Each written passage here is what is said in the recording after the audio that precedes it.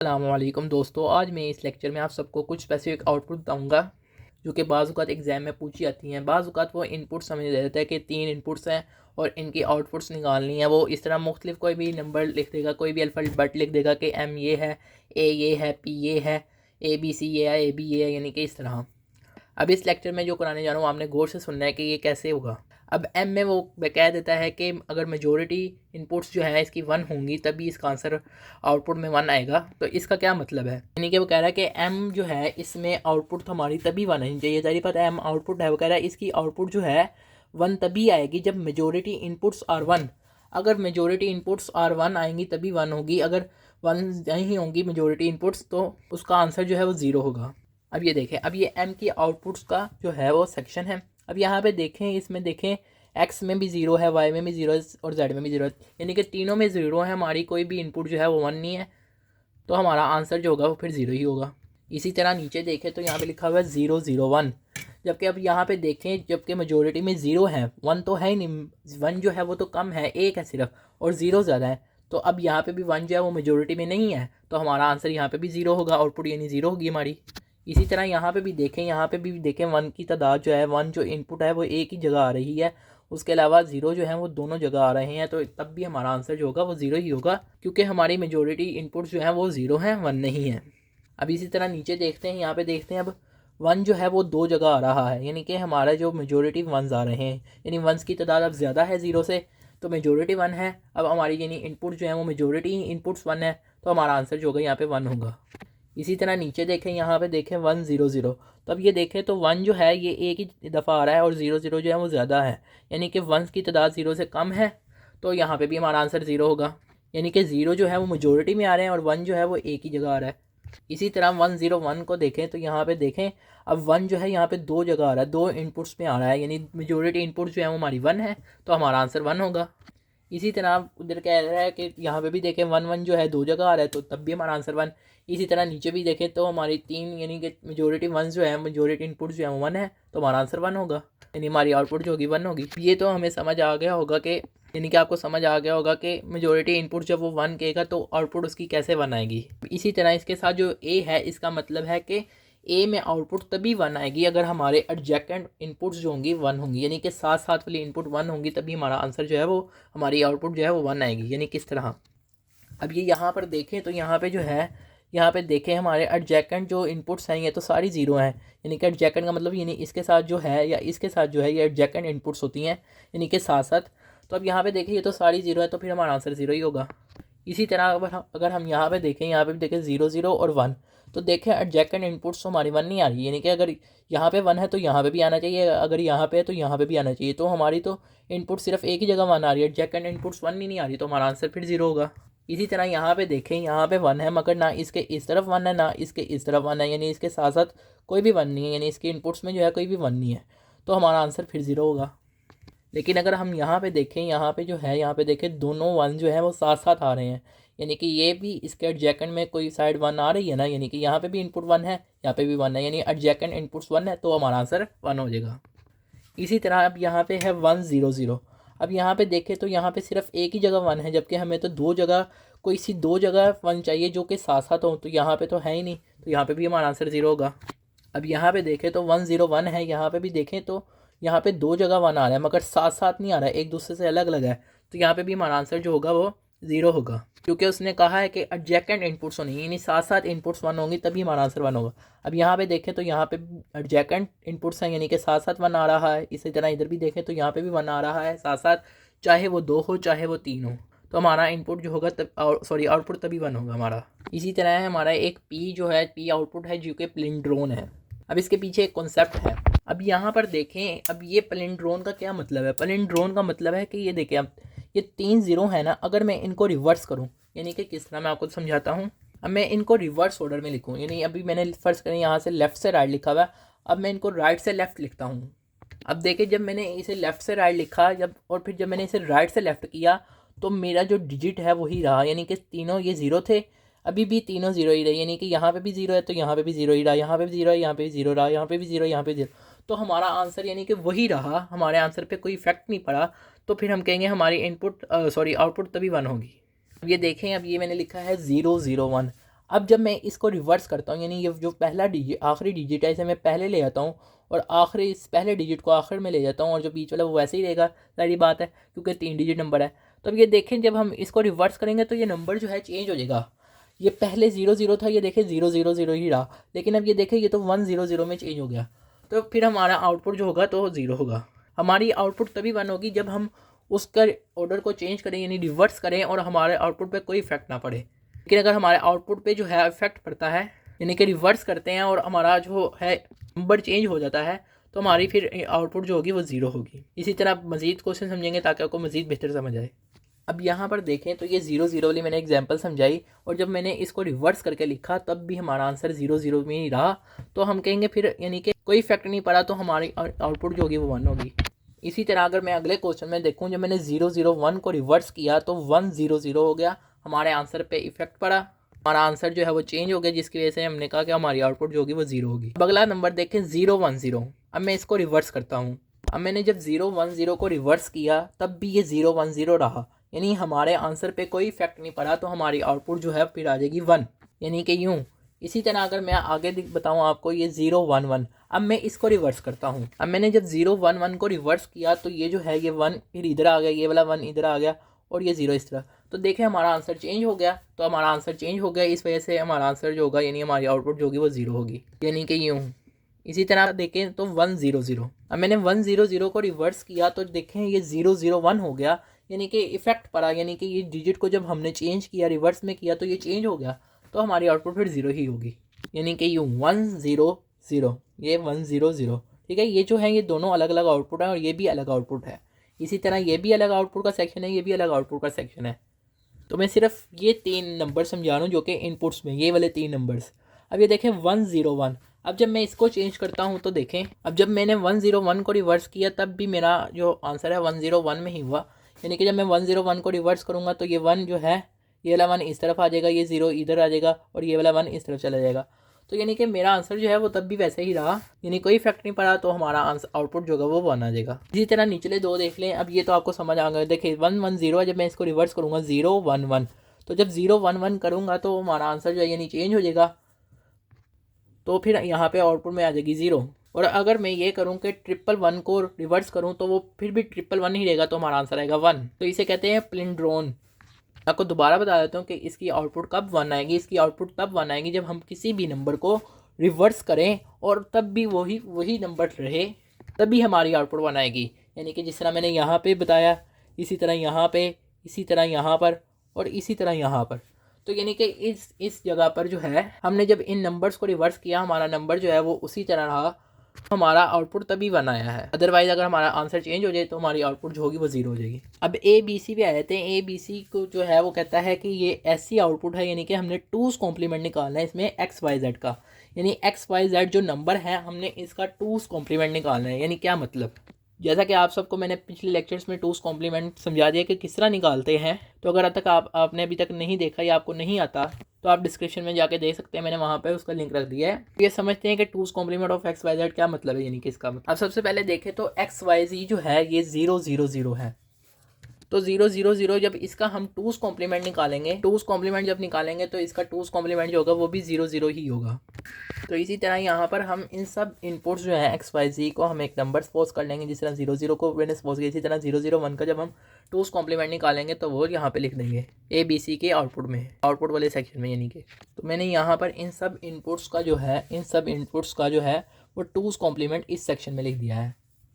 तो कुछ भी कह सकता है कि ये जो है ये नंबर है, यानी ये अल्फ़ाबेट है, इसका ये परफॉर्म करके दिखाओ, इस तरह आते हैं। अब इसी तरह एक AB भी है। अब याद रहे कि ये जो ABC है इसका मतलब ये नहीं कि ये मल्टीप्लाई हो रहे हैं, ये सिर्फ उसने बताया कि ये चीज़ जो है ABC के आउटपुट में हमने ये लिखना है, यानी कि इस सेक्शन में आपने ये आउटपुट लिखनी है, ये किस तरह लिखनी है ये बताया हुआ है। इसी तरह यहाँ पे ये जो AB है इसका भी कभी भी मतलब ये नहीं कि ये A.B है या A&B है, इसका मतलब यानी इधर उसने परफॉर्म करने के लिए दिया हुआ है हमें। जब वो हमें एंड का कहेगा तो वो लिख के देगा, तब वो उसके बीच में डॉट लगाएगा।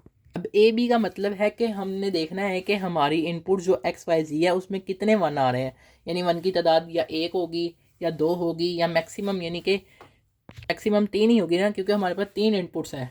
तो वो कितनी तादाद है उसको हमने बाइनरी नंबर में लिखना है। यानी कि किस तरह, मैं अभी आपको बताता हूँ ताकि आपको ज़्यादा बेहतर समझ आए। अब यहाँ पर देखें, सबसे पहले यहाँ पे देखें वंस की तादाद कितनी है। यहाँ पे देखें, यहाँ पे कोई भी वन नहीं आ रहा, मतलब कि यहाँ पे वंस की तादाद जो है वो ज़ीरो है। इसी तरह अगर मैं यहाँ पे मैंने साइड पे लिखा है आपको समझाने के लिए, इसी तरह 001। अब यहाँ पे देखें वंस की तादाद कितनी है, तो यहाँ पे वंस की तादाद जो है वो सिर्फ एक ही आ रही है, यानी कि एक ही जगह वन आ रहा है ना इस इनपुट में, तो हम यहाँ पे लिख देंगे 1।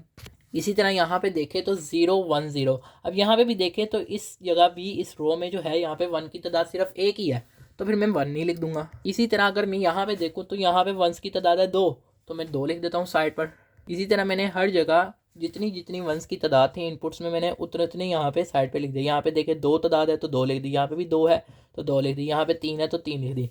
अब इन नंबर्स को हमने बाइनरी फॉर्म में लिखना है, यानी कि 0 को हम किस तरह बाइनरी फॉर्म में लिखते हैं, तो 0 को हम 00 लिखते हैं, यानी कि बाइनरी नंबर में इसी तरह 00 लिखते हैं ना। अब ए बी का मतलब ही ये है कि हमने बस 2 डिजिट के अंदर अंदर बाइनरी नंबर लिखना है। इसी तरह 1 को अब हम 2 डिजिट बाइनरी नंबर में किस तरह लिखते हैं, 01 लिखते हैं। ये साइड पे असल में मैंने डेसिमल नंबर लिखे हुए हैं, इनको मैं बाइनरी में लिख रहा हूँ यहाँ पर। तो अगर आपको डेसिमल से बाइनरी में नहीं करने आता, या आपको आपने पहले ये लेक्चर मेरा नहीं समझा हुआ, तो डिस्क्रिप्शन में मैंने इसका लिंक रख दिया, तो आप वहाँ से भी जाके देख सकते हैं।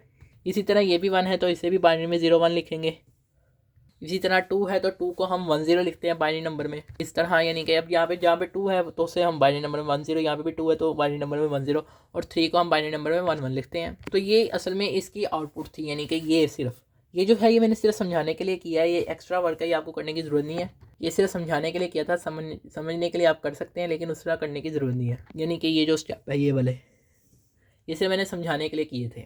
उम्मीद है कि आपको यहाँ तक समझ आ गई होगी। अब मैं आगे आपको एडर समझाऊंगा कि हाफ एडर क्या होते हैं या फुल एडर क्या होते हैं, फुल एडर कैसे बनता है। अब जो एडर होते हैं वो 2 किस्म के होते हैं, एक हाफ एडर होता है, एक फुल एडर होता है। सबसे पहले हाफ एडर देखते हैं। हाफ एडर में जो होता है वो 2 इनपुट्स यूज़ होती हैं, जिस तरह मैंने यहाँ पे XY लिखा है, आप AB भी लिख सकते हैं, आपकी मर्ज़ी है, जो मर्ज़ी वेरिएबल लिख लें। तो 2 इनपुट यूज़ होती हैं और ये हमें 2 आउटपुट्स देता है, एक SN और एक CN।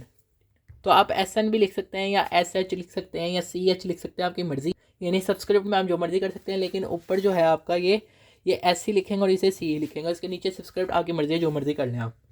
ये सिर्फ समझाने के लिए और फ़र्क करने के लिए मैंने लिखा है इस तरह, बाकी आपकी मर्ज़ी है। अब ये काम कैसे करते हैं, अब ये देखें, ये X इनपुट हमारी 0 है, इसी तरह Y इनपुट 0 है।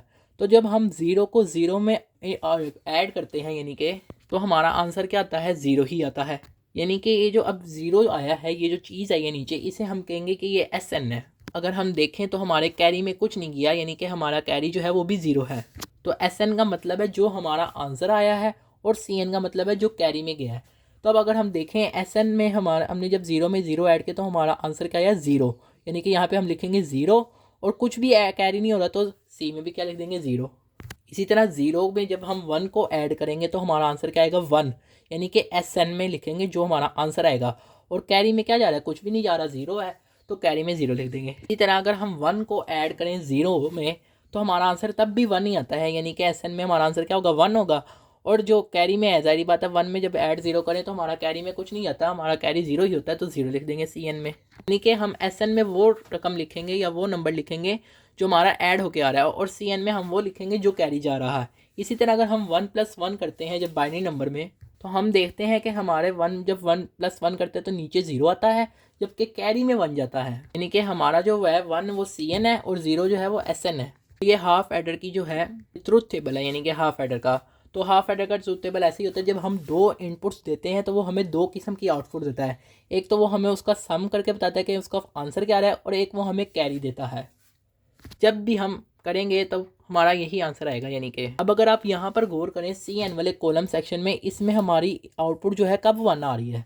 अगर हम गौर करें, हमारी आउटपुट तभी 1 आ रही है जब हमारे दोनों इनपुट्स 1 है। अदरवाइज़ है कि एक भी इनपुट हमारी 1 है या एक भी इनपुट 0 है तो हमारा आंसर 0 आ रहा है। जबकि अगर हम SN में देखें तो इसमें हमारी इनपुट जो है तभी 1 आ रही है जब दोनों, इसमें SN में तभी हमारी आउटपुट 1 आ रही है जब हमारी दोनों इनपुट्स ऑपोजिट हो, यानी कि एक 0 हो एक 1 हो तभी 1 आ रहा है, या एक 1 हो तो दूसरी 0 हो तभी 1 है। तो यानी कि ये XOR गेट की प्रॉपर्टी है और ये जो है ये AND गेट की प्रॉपर्टी है। तो CN जो है जैसा कि वो AND गेट की प्रॉपर्टी है, तो मैं CN अब इन दोनों के, यानी कि AND गेट की प्रॉपर्टी मैं CN में लिख दूंगा X.Y, यानी कि इस तरह, क्योंकि ये AND गेट की प्रॉपर्टी है और जब हमारी आउटपुट तभी 1 आ रही है जब दोनों इनपुट जो है 1 है। इसी तरह अगर हम SN देखें तो SN में मैंने बताया कि ये XOR गेट की प्रॉपर्टी है, फिर हम SN में जो है XOR गेट वाला ही एक्सप्रेशन लिख देंगे और ये जो है XOR गेट की जो है एक्सप्रेशन है। तो मैंने लिख दिया SN में हमारे XOR गेट वाली प्रॉपर्टी आ रही है, XOR एक्सप्रेशन यूज़ हो रही है और यहाँ पर जो है हमारी AND गेट की एक्सप्रेशन यूज़ हो रही है। अब मैं इन दोनों की जो है वो डायग्राम भी बनाऊंगा, लॉजिक डायग्राम, जो कि लॉजिक गेट्स की मदद से बनेगी। अब अगर हम देखें तो अब ये SN का मैंने सबसे पहले लॉजिक डायग्राम बनाई, तो SN की लॉजिक डायग्राम जो बन रही है वो इस तरह बन रही है X XOR Y, ठीक है ना। तो X XOR के जो डायग्राम है वो ऐसे ही बनती है ना, ये दो आउटपुट इनपुट्स हैं X और Y, और जब ये XOR गेट से गुजरेंगी तो ये X XOR Y हो जाएगा। ये जो एक्सप्रेशन है X XOR Y ये जो है इसके बराबर है, जैसे कि आप सब जानते ही होंगे। अभी इसी तरह अब हमने ये SN बनाया है, यानी कि X XOR Y जो है वो SN के बराबर है ना। इसी तरह अब हमने CN भी बनाना है और वो है XY। तो इसका मतलब ये है कि हम X और Y के दरमियान डॉट है, इसका मतलब है हम इसे AND गेट की मदद से जोड़ेंगे X और Y एक्सप्रेशंस को, यानी कि X और Y वेरिएबल को या X और Y इनपुट्स को। मैंने यही X जो है, अब जब हम एक दफ़ा इनपुट्स लिख लेते हैं तो हम दोबारा दूसरे डायग्राम वगैरह में या दूसरे हम सर्कल में डिज़ाइन करने के लिए उसे दोबारा से नहीं लिखते वेरिएबल्स को, यानी उन इनपुट्स को हम उधर से ही दोबारा नीचे कर लेते हैं। यानी कि अब ये X वाली लाइन में तो मैंने X वाले को कर लिया, इसी तरह ये Y वाला है तो Y वाली लाइन को कर लिया, और ये AND की गेट की मदद से जुड़े तो मैंने AND गेट की मदद से जोड़ दिया और ये XY आ गया। और XY जो है वो क्या है, CN है। जैसा कि यहाँ पे मैंने लिख दिया CN जो है वो X डॉट Y था और SN जो है वो X XOR Y। तो ये डायग्राम बनाई थी ये मैंने आपको सिर्फ समझाने के लिए बनाई थी कि ये इस तरह यानी कि वर्किंग करता है हाफ एडर। तो अब ये जो है ये हाफ एडर की जगह मैंने ये दोनों जो हैं यानी कि ये XOR का और ये एंड जो है ये असल में हाफ एडर के अंदर ही जो है वो डिज़ाइन होता है। और जब ये XOR और ये जो एंड है ये डिज़ाइन होगा तो जब भी हम कोई भी दो इनपुट्स देंगे तो एक दफ़ा ये हमें उसकी आउटपुट में उसका XOR देगा और एक दफ़ा में वो उसका हमें एंड गेट देगा। तो उम्मीद है कि आपको यहाँ तक समझ आ गई होगी। एक दफ़ा मैं दोबारा रिपीट कर देता हूँ कि जब भी हम हाफ एडर में कोई भी, हाफ एडर में तो लगती ही दो इनपुट्स हैं, यानी कि दो इनपुट से ज़्यादा लग ही नहीं सकती, ना दो से कम ना दो से ज़्यादा, सिर्फ दो ही लगती हैं। तो जब भी हम हाफ एडर में कोई सी भी दो इनपुट देंगे तो वो हमें आउटपुट में दो देगा, दो आउटपुट देगा। एक आउट में वो हमें उसका XOR देगा यानी कि X XOR Y, और एक में वो हमें उसका एंड देगा यानी CN इज इक्वल है XY।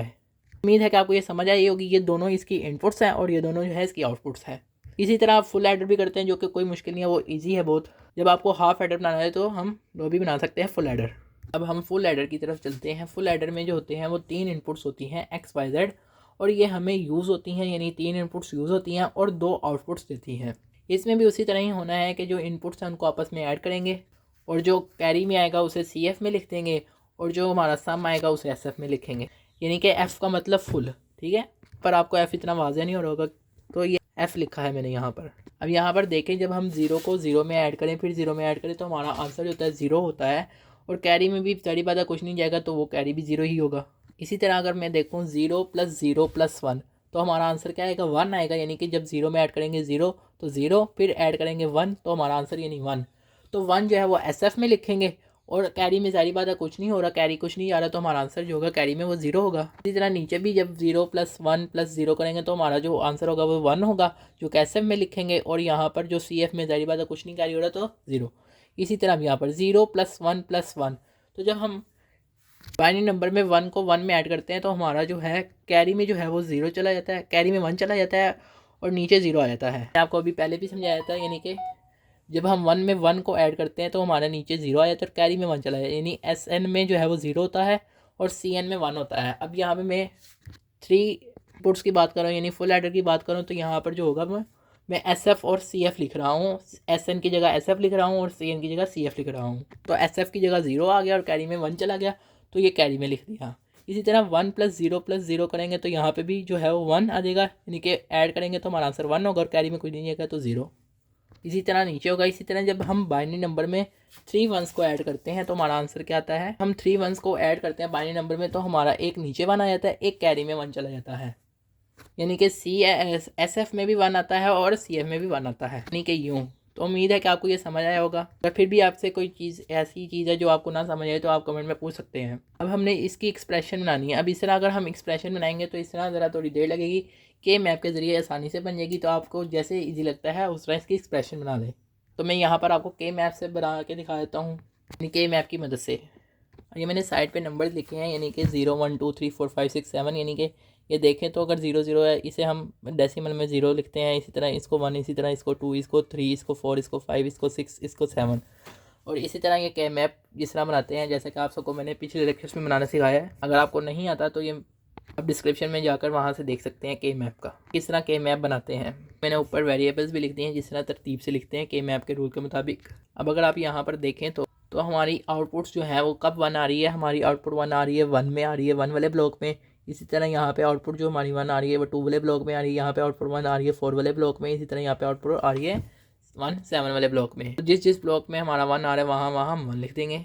1 2 और 4 और 7 के ब्लॉक में मैंने 1 1 लिख दिया है, और बाकी जगह हम 0 0 लिख देंगे। अगर हम यहाँ पर देखें ना, यहाँ पे हमारा कोई हॉरिजॉन्टली लूप बनता है ना वर्टिकल, तो यहाँ पे हम इन सब चारों इनपुट्स जो यानी कि चारों मिन टर्म्स का जो है सिंगल लूप बनेगा। सबसे पहले इस 1 को डिस्कस कर लेते हैं। अब ये 1 को देखें, ये किस तरफ आ रहा है हॉरिजॉन्टली x, और वर्टिकली किस तरफ आ रहा है y0 z0 वाली लाइन में, यानी कि इस तरह। इसी तरह आगे देखें तो अब मैंने इस 1 को कर लिया, इस वजह से मैंने इस 1 को सर्कल कर लिया। अब इस 1 को करता हूँ। अब ये 1 को देखें, ये किस तरह आ रहा है वर्टिकली y0 z वाली लाइन में, और इस तरफ कहाँ से आ रहा है x0, तो फिर इस तरह लिख देंगे x0 y0 z। इसी तरह अगर हम इस 1 को देखें तो ये किस लाइन में आ रहा है x वाली लाइन में, और इस तरह कहाँ से आ रहा है yz। इसी तरह अगर इस 1 को देखें तो ये इस तरह किस वाली लाइन में आ रहा है x0 वाली लाइन में, और ऊपर से yz0 वाली लाइन में। और अगर हम ये गौर करें तो ये जो है ये 3 वेरिएबल्स XOR की जो है एक्सप्रेशन है। तो फिर मैं इसको 3 वेरिएबल XOR के मुताबिक लिख दूंगा। इसमें देखें तो ये 3 वेरिएबल्स यूज़ हो रहे हैं XYZ, तो फिर XYZ को XOR में लिख देंगे जिस तरह लिखते हैं हम, यानी कि इस तरह। यानी कि ये जो एक्सप्रेशन है ये इस एक्सप्रेशन के इक्वल है। और अगर हमने हाफ एडर में पढ़ा था कि x XOR y जो है वो हमने SN के बराबर लिखा था। एक दफ़ा देख लें कि SN को मैंने लिखा है कि ये x XOR y है, तो फिर मैं x XOR y की जगह जो है वो लिख दूंगा SN। तो SN लिख दिया x XOR y और फिर XOR z। तो ये मैंने इसी वजह से इसे शॉर्ट किया है। जैसे कि हम आप देखते हैं जब हम लॉजिक डायग्राम्स बनाते हैं तो जो एक्सप्रेशन होती है हम उससे कोशिश करते हैं मिनिमाइज़ करके करें, तो इसी वजह से यहाँ पे भी मैंने इसको मिनिमाइज़ करने की कोशिश की है या मज़ीद सिंप्लीफाई करने की कोशिश की है। इसी तरह CF जो है उसका भी हमने के मैप निकालना है, के मैप की मदद से उसकी एक्सप्रेशन बनानी है। मैंने सबसे पहले यहाँ पे CF के लिए 3 वेरिएबल के मैप बनाए, क्योंकि यहाँ पे 3 वेरिएबल यूज़ हो रहे हैं। देखें कब कब इसकी जो आउटपुट है वो 1 आ रही है, किस किस ब्लॉक में आ रही है, तो वो देखते हैं। अगर हम CF वाले में देखें तो इसकी आउटपुट जो है वो 1 आ रही है, 3 में आ रही है, इसी तरह 5 6 7, यानी 3 में 1 आ रहा है और इसी तरह 5 6 7। तो ये 3 5 6 7 वाले में आ रही हैं, यानी कि हमारे इनपुट्स आउटपुट्स हमारी 1 जो आ रही हैं वो 3 5 6 और 7 वाले में आ रही है, तो हम उस ब्लॉक में 1 1 लिख देंगे। यहाँ से देख लें 3 वाले में, 5 वाले में, 6 वाले में और 7 वाले में आउटपुट्स 1 आ रही हैं। तो मैंने इस ब्लॉक में सब की जगह यानी कि जिस तरह 3 में आ रही थी इनपुट हमारी 1, 5 में आ रही थी आउटपुट यानी कि 1, और 7 में और 6 में, और बाकी जगह 0 0 लिख देंगे। हम इनकी लूपिंग करेंगे ताकि हम इसकी सिंप्लीफाई फंक्शन की तरफ जाएँ। अगर हम देखें तो यहाँ पे एक लूप बनता है ये वाला, तो एक ये वाला लूप बना देंगे। इसी तरह अब ये 2 जो 1 बचे हैं इनको मैं सिंगल करूँगा, क्योंकि मैंने जो है आपको ये ज़रा थोड़ा सही तरह तफसील से समझाना है ताकि आपको बेहतर समझ आए। अगर मैं इसके साथ ओवरलैपिंग कर दूंगा तो आपका जो क्वेश्चन है वो थोड़ा सा डिस्टर्ब हो जाएगा। इस वजह से मैं इन दोनों की सिंगल लूपिंग करूँगा। अब अगर मैं ऊपर वाले की सिंगल लूपिंग देखूँ तो ये किस लाइन में आ रहा है x0 और ऊपर से yz, तो x0 yz। इसी तरह अगर मैं इस 1 को देखूँ तो ये किस लाइन में आ रहा है, x वाली लाइन में आ रहा है और इस तरफ से y0 z, तो x y0 z। इसी तरह अगर मैं इस लूप को देखूं तो इस लूप में ये जो है ये x वाली लाइन में आ रहा है और इसके ऊपर वेरिएबल देखें कौन सा कॉमन है, तो y कॉमन आ रहा है। z और z0 एक दूसरे को अपोजिट है, तो जो कॉमन आएगा और जिस लाइन में आने वो लिख देंगे, यानी x y। मैं यहाँ पर अगर आप गौर करें तो यहाँ पे जो है इन दोनों में z कॉमन आ रहा है, तो मैंने इसको कॉमन निकाल लिया। और अब ये हम पढ़ के आए हैं कि ये x XOR y होता है, यानी कि ये जो एक्सप्रेशन है ये हम पढ़ के आए हैं कि जब x not y plus x y not हो तो ये इज इक्वल होता है x XOR y का, तो मैं इसकी जगह x XOR y लिख दूंगा। अभी मैंने आपको भी पीछे समझाया है कि x XOR y जो है वो हमारा जो है वो SN के बराबर है, तो मैं x XOR y की जगह SN लिख दूंगा, और x y की जगह मैंने बताया था कि x y जो है वो हमारा CN है, यानी कि एंड गेट, तो मैं इन दोनों की जगह वो लिख दूंगा। इनको इस तरह तरतीब से लिख दिया, x XOR y की जगह SN आ गया, साथ में z मल्टीप्लाई हो रहा था इस ब्रैकेट से, तो मैंने z लिख दिया प्लस, और यहाँ पे एक्स वाई की जगह सी एन लिख दिया क्योंकि ये सी एन था पीछे। मैंने आपको बताया कि सी एन जो है वो एक्स डॉट वाई के बराबर है। हम इसकी डायग्राम बनाएंगे एडर की। याद रहे कि ये जो एक्सप्रेशन आई थी ये हाफ एडर की एक्सप्रेशन थी फाइनल। एक दफ़ा मैं आपको दोबारा रिव्यू करा दूं कि जब हम 2 इनपुट्स को हाफ एडर में करते हैं तो असल में हाफ एडर के अंदर जो होता है ये एक XOR गेट होता है डिज़ाइन और एक एंड गेट होता है। और वो हमें जो है जब भी हम दो इनपुट्स को हाफ एडर में लगाते हैं तो हमें एक उसका SN निकाल के देता है जो कि उसका XOR होता है दोनों इनपुट्स का, और वो एक हमें CN देता है जो कि दोनों इनपुट्स का एंड होता है। यहाँ पे भी सबसे पहले मैंने यही किया है कि XY इसी तरह लिख लिया है। और अगर आप ये देखें, हमने अब फुल एडर निकालना है जो कि फुल एडर की एक्सप्रेशन जो है वो एक ये है, एक ये है।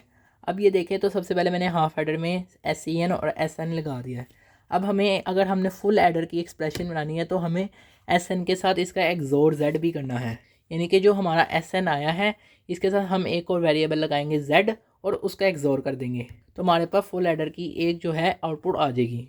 तो अब ये एक SN निकला था ना, और इसके साथ हमने XOR Z कर दिया है, यानी कि ऐसे। इसी तरह अब ये हमारा जो है इसका SF निकल आया, यानी कि इसकी एक आउटपुट निकल आई, जबकि दूसरी आउटपुट है CF इज इक्वल है SN और Z का जो है हमने पहले डॉट लेना है, यानी कि ये देखें CN और Z जो है एक दूसरे से मल्टीप्लाई हो रही है ना, तो SN जो है और उसके साथ अब हमने Z को भी मल्टीप्लाई करना है, यानी SN और Z के साथ एंड गेट लगेगा, यानी कि इस तरह। यहाँ पर एक छोटी सी गलती हो गई, यहाँ पे भी हाफ एडर ही लगना था। अब ये देखें, अब यहाँ पे SN जो है ये इसके इनपुट में है, इसी तरह Z भी इसके इनपुट में है, तो ये अब ये जो हाफ एडर है ये इस SN के साथ लगा हुआ है और इस Z के साथ लगा हुआ है। अब जब मैंने बताया था आपको हाफ एडर हमेशा हमें दोनों इनपुट्स का एक तो XOR देता है एक तो डॉट देता है, तो इसने XOR दे दिया है और अब इसके साथ ये डॉट भी देगा इसका, यानी कि यूँ, यानी कि ये दो इनपुट्स थी हमारे पास, एक तो SN इनपुट थी अब ये हाफ एडर के लिए, इसी तरह यहाँ पर Z इसके लिए इनपुट थी। तो एक दफ़ा इसने अपनी दोनों इनपुट्स का XOR दिया, एक दफ़ा हमने उसका एंड दिया, तो SN और XOR Z जो है ये तो हमारे पास एक आउटपुट निकल आई, लेकिन अभी भी हमारे पास जो है वो एक रह गई है, यानी CF इज इक्वल है SN Z प्लस CN। तो अब ये देखें तो SN Z वाला जो फैक्टर है हमारे पास है और CN वाला भी है। अब इन दोनों को हमने और करना है, यानी इन दोनों के बीच में जो है प्लस है, तो हम फिर इन दोनों को और करेंगे, यानी इन दोनों के साथ और गेट लगाएंगे, यानी कि यूँ। तो अब ये यहाँ पर देखें तो अब मैंने इसका आंसर लिख दिया है, तो ये SN XOR Z निकल आया था, क्योंकि ये हाफ एडर के साथ इसकी ये इनपुट थी इस हाफ एडर के लिए, यानी कि ये इनपुट थी।